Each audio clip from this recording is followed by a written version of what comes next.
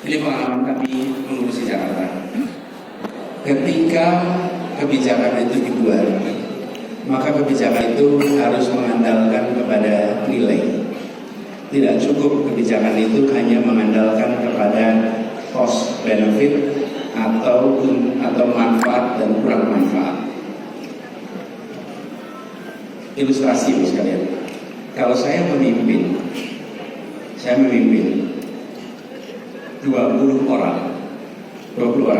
maka saya akan berikan tugas kepada setiap orang. Si A tugasnya ini, si B ini, sampai si H, I, J. Tugasnya satu-satu saya beri tugas. Kenapa? Karena 20 orang.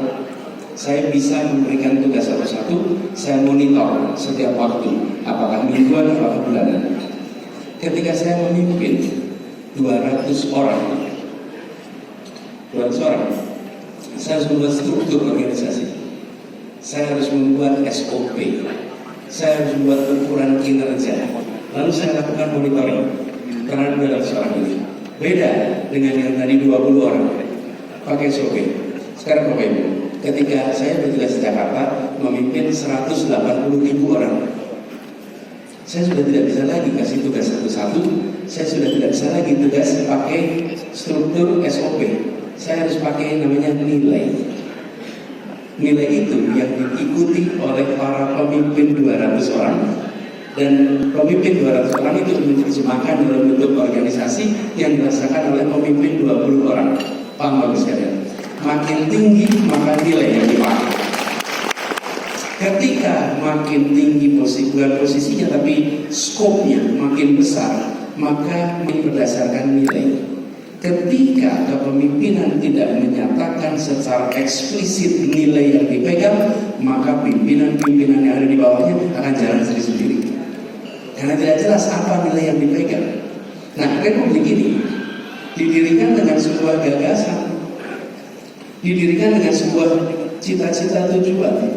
Apa itu? Kalimat terakhir di dalam pembukaan Undang-Undang Dasar 45, yaitu menghadirkan keadilan sosial bagi seluruh rakyat Indonesia. Itulah tujuan paling ujung. Kita ingin, kenapa kita merdeka? Bahasa sederhananya begini Bapak sekalian. Negeri kita kaya, tapi menghadirkan ketimpangan. Yang pegang pemerintahan kaya raya, yang tidak di pemerintahan miskin. Siapa yang di pemerintahan? Nederland, kolonial. Negeri Belandanya makmur, Nusantaranya miskin. Kita tidak ingin. Ketika kita merdeka, tidak boleh itu berlanjut. Di Jakarta makmur, di daerahnya miskin. Tidak boleh itu terjadi. Karena kita harus memasukkan unsur keadilan. Apa yang terjadi Bapak Ibu ketika unsur keadilan itu dimasukkan? Pertama kaget, keterkejutan. Kenapa? Saya beri contoh. Penanganan kesehatan. Ini ada mantan sekjen ATR BPN. Ini soal tanah di Jakarta gitu. Saya bilang yang ngurusin tanah, yang ngurusin aset, prinsip keadilan dimasukkan. Yang ngurusin kesehatan, yang ngurusin pendidikan, Bina Marga itu ngurusin jalan. Ketika dia beritahu harus ada prinsip keadilan, mereka itu mikir apa keadilan dalam jalan ini ya? Masa jalan keadilan? Jalan itu kan yang dibicarakan tentang konstruksinya, semennya. Kok mendadak memasukkan pengadilan? Keadilan itu seperti apa? Apa yang terjadi Bu sekalian? Begitu kata keadilan dimasukkan, dia akan review semua kebijakan. Pertama, yang butuh transportasi itu siapa saja? Semua orang. Sudahkah kebijakan transportasinya menyediakan fasilitas untuk semua orang? Ketika dilihat ternyata belum. Fasilitas transportasi yang paling banyak digunakan namanya kaki. Itu alat transportasi paling banyak digunakan. Tapi kaki juga yang paling tidak ada infrastrukturnya. Iya. Seakan yang disebut sebagai alat transportasi itu harus pakai roda. Kalau tanpa roda dianggap bukan alat transportasi. Apalagi sebagian berpikir kalau tidak ada mesinnya bukan alat transportasi. Sepeda tidak dipandang sebagai alat transportasi, tapi dipandang sebagai alat sport. sepeda sebagai alat olahraga, padahal dari dulu kita memandang sepeda sebagai alat transport. Apa yang terjadi? Begitu dimasukkan kata keadilan, dia membangun berdasarkan kebutuhan yang setara atas semua kebutuhan. Jadi geser. Ini gue di Jakarta ini banyak persoalan tanah. Persoalan tanah, gue tahu persis. Aku banyak tanah sengketa karena tanah itu dikatakan miliknya negara, banyaknya milik BUMN. Nah, jadi saya bilang kita menangani ini dengan prinsip keadilan.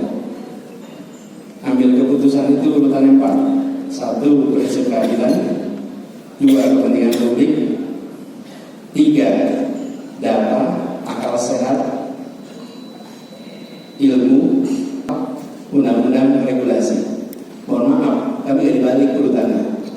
Karena begitu urutan nomor 1 undang-undang regulasi, banyak undang-undang dan regulasi kita yang tidak menggunakan data, yang tidak menggunakan ilmu, yang tidak berprinsip pada keadilan. Jadi balik di urutan nomor 1 keadilan.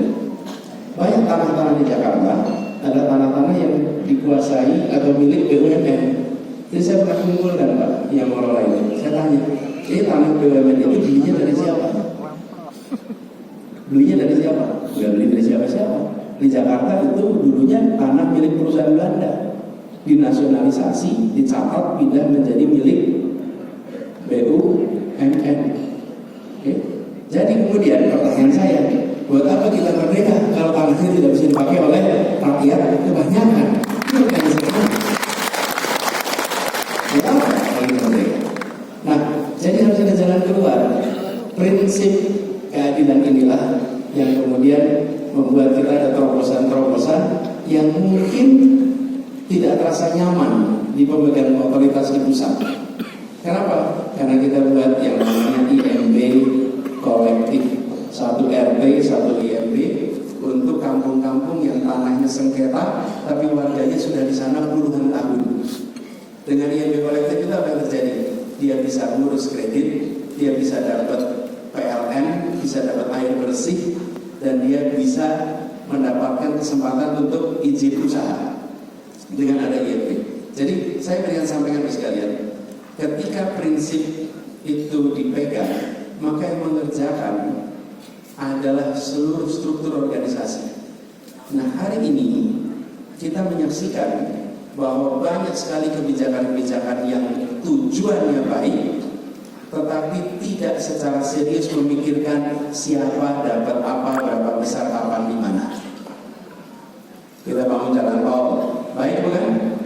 Baik. Kita perlu jalan tol jalan terus.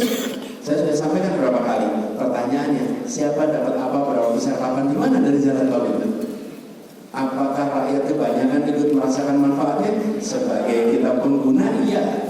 Tapi jalan tol itu sendiri, karena itu saya sampaikan, bagaimana bila tanah-tanah yang digunakan untuk jalan tol dicatat sebagai penyertaan modal sehingga sampai kapanpun mereka mendapatkan manfaat dari keuntungan di jalan tol. Jadi begitu dimasukkan unsur keadilan dalam kebijakan-kebijakan, bukan dibatalkan tapi dibuat menjadi berkeadilan.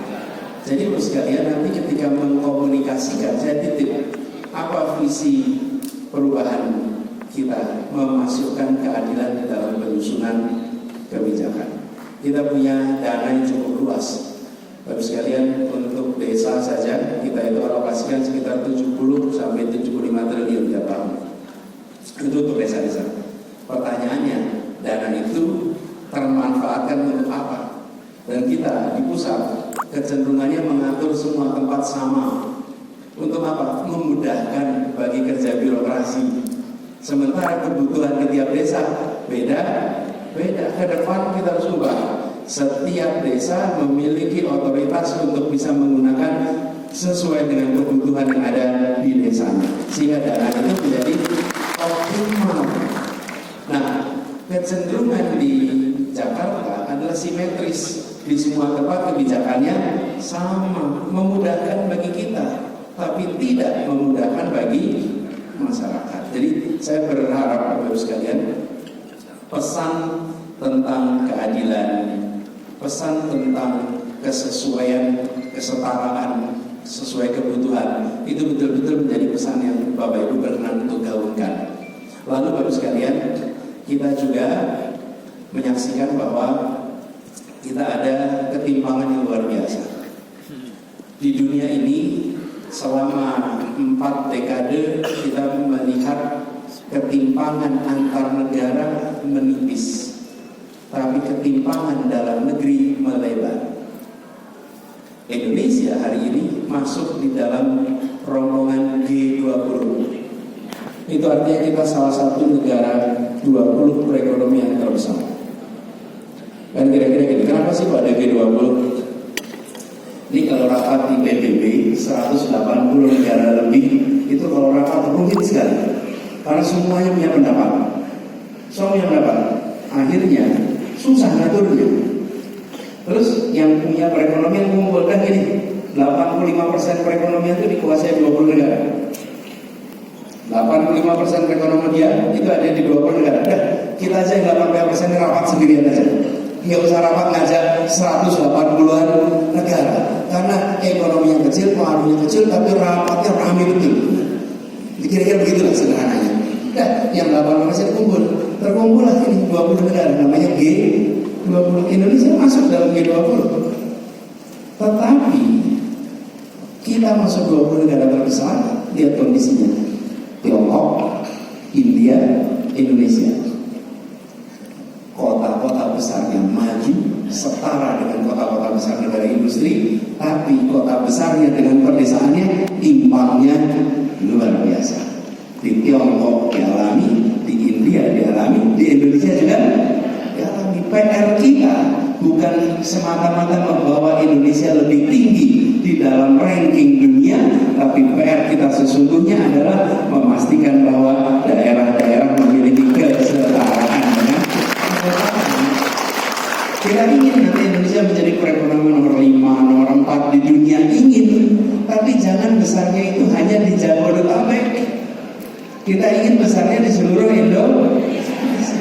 Nah, ketimpangan ini hanya bisa diselesaikan jika ada arah kebijakan dari level nasional yang membuat semua mengejar target ini. Ketimpangan harus diselesaikan. Sulit rasanya kita tetap bersatu bila ketimpangan ini hadir. Jadi itu Bapak sekalian pesan yang kami harap bisa Bapak Ibu bantu untuk gaungkan. Lalu Bapak sekalian, di dalam kegiatan berkampanye ini, dan bagi para legislatif pasti mungkin ketemu dengan situasi berbeda pandangan.